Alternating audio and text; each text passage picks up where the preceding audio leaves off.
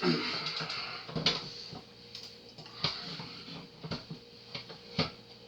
there, so today I'm going to be talking about WrestleMania 6. Um, so this would be the 6th, WrestleMania. So I'm going to do a movie review on WrestleMania. So this took place at Toronto Skydome in Toronto, Canada on April 1st, 1990. So there's the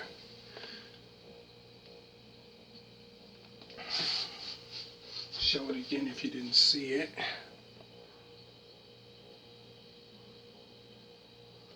So this here, I don't have the actual case for it. I don't know where it went. A lot of the movies that I done, and other movies that I do have that plan on doing more reviews of this, because one of you, I suggested if you wanted to see more reviews on all the wrestling movies that I have. So like I said, a lot of them I don't have the case for them. But this one here, this would be actually the very first WrestleMania that took place in Canada. The other 5 before that didn't. So this will be the very first WrestleMania in Canada. So the matches that took place were Coco Beware versus Rick Martel. And after that was a WWF Tag Team title match. The Colossal Connection, Andre the Giant, and Haku with Bobby Heenan versus Demolition Axe and Smash. So this would be, I think, Andre the Giant's last WrestleMania.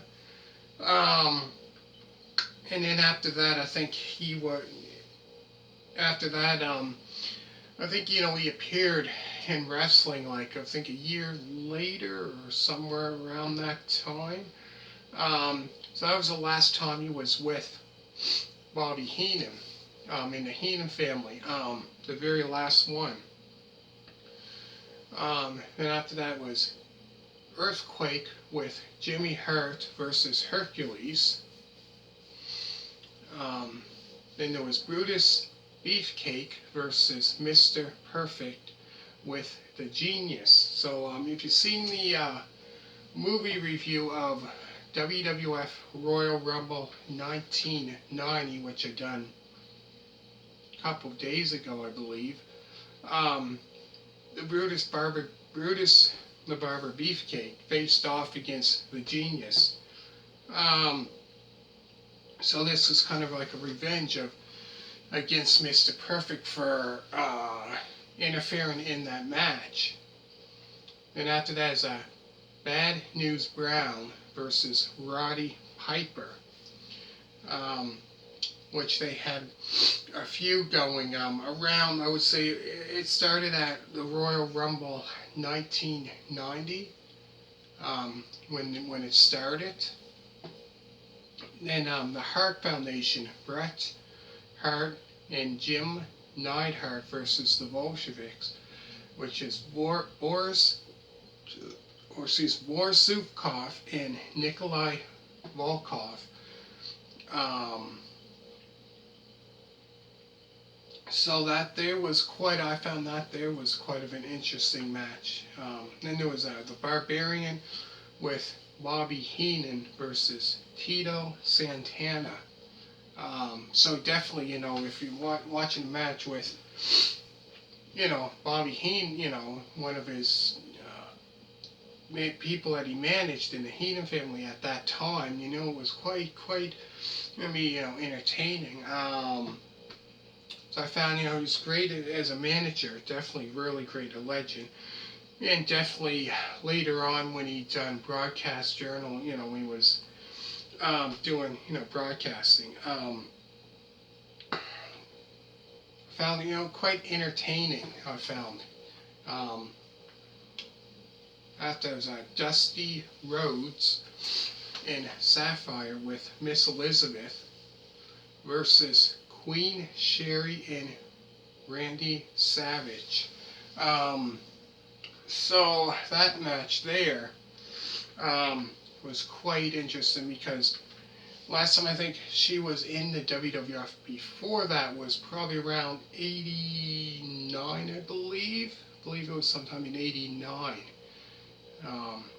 After that was the Orient Express, Pat Tanaka and Sato with Mr. Fuji versus the Rockers, Marty Jannetty and Shawn Michaels. After that is Jim Duggan versus Dino Bravo with Earthquake and Jimmy Hart. So that match there was kind of like, you can, if you watch wrestling way back then, it was kind of like you would, be like 2-on-3, but that there was quite of a interesting match, I found. That there's Ted DiBiase with Virgil versus Jake the Snake Roberts.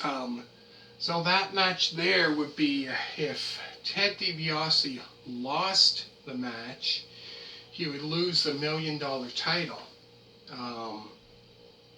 So that was an interesting match because Jake the Snake Roberts, Jake the Snake Roberts and Ted DiBiase had quite a bit of great matches against each other. So many great matches.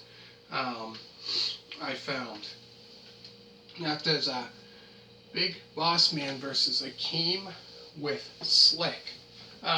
So this was around the time Big Boss Man left. He was on the good side. Before that, I'd done the when he was wrestling at the Royal Rumble the same year that took place, January 1990. His manager was Slick. And then later on, I think around that time, like WrestleMania 6, this one here, he was on the good side. He was a heel. And he became a good guy around this time. But until he left the WWF around 93. Like I say, he came back in 1998 until probably 2001 or whatever, and he was a bad guy. Then there was, after that match, is Rick Rude, Ravishing Rick Rude, with Bobby Heenan versus Jimmy Superfly Snuka. And then the main event would be the Ultimate Warrior, which is the Intercontinental Champion at that time, versus Hulk Hogan, which is the WWF World Heavyweight Champion. So if one of them won, say if the Ultimate Warrior won, he would become both champions. But that there was a main event. That there was quite of an interesting match. So I would say, around this time, I would say around probably 2 years after, I think maybe 2 years after that, or 3, is when whoever won the Royal Rumble would face off against the champion. But around this time, they didn't have that, even though, the Hulk Hogan, was a champion at the Royal Rumble, but he didn't defend his title. So I think they changed that around, probably around WrestleMania, or what am I saying now? Royal Rumble 1993. I think that was around the time when they started doing that. But anyways, so yeah, this is it here. So it's 3 hours long. That's quite a bit of matches. So make sure to hit a thumbs up. Let me know what you think. I hope you really enjoyed it, and let me know if you want to see more. And for all you people that did subscribe to me so far, thank you very much. Greatly appreciate it. So like I said, if I hit that 200 mark, 200 subscribers that is, let me know what you want to see, what kind of video to celebrate that. So thank you very much for watching. I hope you really, really enjoyed it. And thank you very much for watching, and bye.